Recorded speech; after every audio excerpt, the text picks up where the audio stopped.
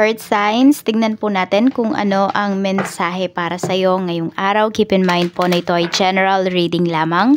So, hindi po lahat ay makaka-relate. So, be open-minded. Sa mga hindi pa po nakasubscribe dito sa ating channel, please subscribe na po kayo. And palike na din po ng ating video. At sa mga nais pong mag-avail ng ating private readings, Lucky Stones and Amulet, makikita nyo po yung link sa description box below. We have Take a big bite out of life. So, meron ba kayong ipapaayos? Meron bang masakit yung ngipin dito? Ayan. Or may papaayos kayo? Some of you, pwedeng yung lips naman ninyo is, ano ba yun? Dry. Ayan po. Tignan natin. So, yung iba kasi pwedeng nasa malamig kayo na lugar. Kaya, nagdadry yung lips ninyo or kulang kayo sa, hindi ko alam kung anong vitamins yun eh. Vitamin B ba yun? If I'm not mistaken. Basta, kulang kayo sa kung saan man na vitamin. Kaya yung iba, nagdadry yung lips ninyo. We have ocean. Meron tayo ditong transition. So, may pagbabago. Okay, meron kayong malaking pagbabago na gagawin. Could be transformation din po ito pagdating sa inyong appearance. Or pwedeng pagdating talaga sa ngipin ninyo. Kasi iba sa inyo, pwedeng ipapaayos nyo na talaga yan. Pwedeng yan isa sa mga insecurities po ninyo, earth signs. Kaya ito, pagtutunan nyo na talaga ng pansin. Tignan po natin yung iba sa inyo, yung 13th month pay ninyo. If you have bonus pa, ayan po, pwede po na dyan nyo gagamitin. I mean, malaking parte is ang ngipin po ninyo ginamit or gagamitin. Check natin. Transformation. Diba? Ano yung sinasabi ko kanina? Transformation. So, kinonfirm lang yung sinabi natin. So, nakikita nyo naman, diba? Sinasabi ko na bago pa natin nakukuha yung nasa, ito yung card natin. A fresh new way of living emerges. Okay? So, pwede rin, hindi yan problema sa ngipin, yung pinoproblema ninyo, o yung mga challenges na kinakaharap ninyo. Kung hindi po, ito po ay pagbabago sa buhay ninyo. I mean, malaking pagbabago talaga to. The way you live your life.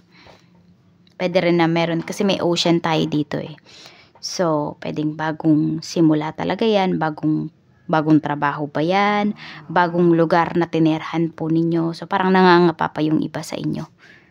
Ayun pala, kino-confirm lang pala to. Yung transition na ito, ayan. Pero, di ba, yung sinabi ko, transformation, ayan. Ocean, wondrous universe. Walk in beauty. Ayan po. So, kayang-kaya nyo yan. Okay.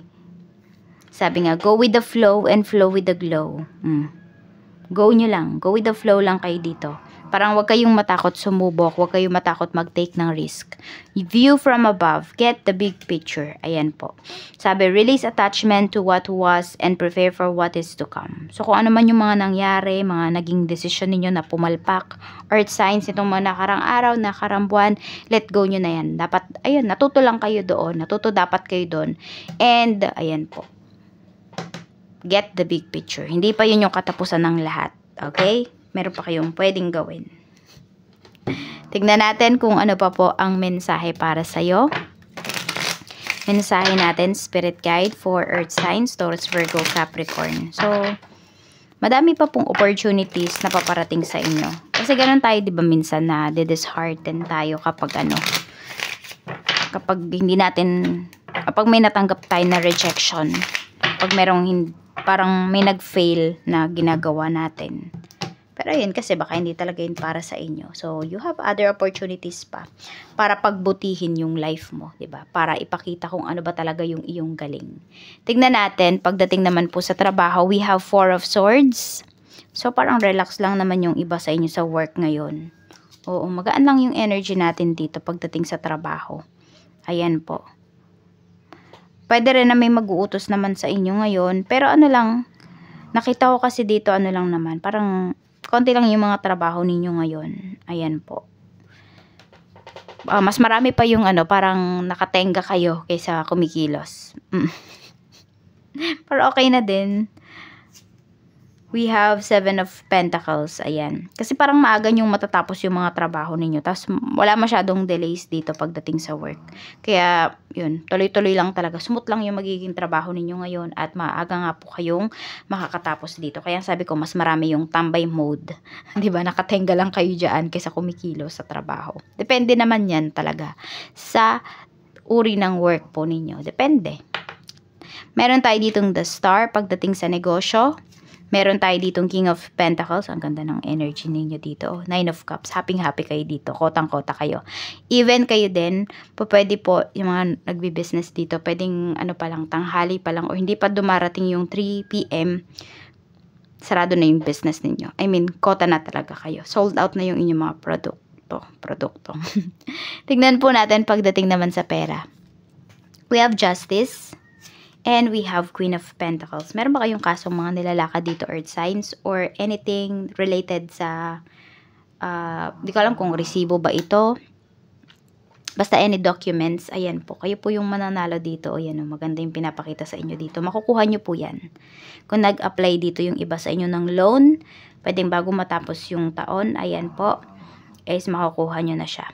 Or kung kailan yung ka-11th day ng, diba, simula nung kinuha nyo yon, nilakad nyo yon, bilang lang kayo ng 11 days, makukuha nyo na po siya.